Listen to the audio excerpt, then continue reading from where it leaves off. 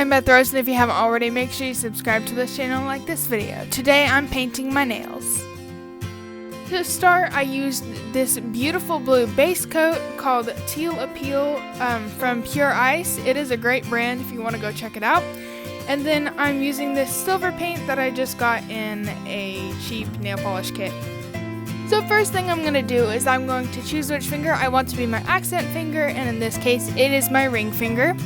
Then I'm going to take the bigger end of my dotting tool, starting from the edge of my nails, working in to make a snowman. Now I'm going to take my silver polish and I'm going to use my dotting tool and put it on the edge of my nail, and this way it looks like my snowman is standing in snow. Then I'm going to take the small end of my dotting tool and I'm going to make little dots all around my snowman so it looks like it's snowing.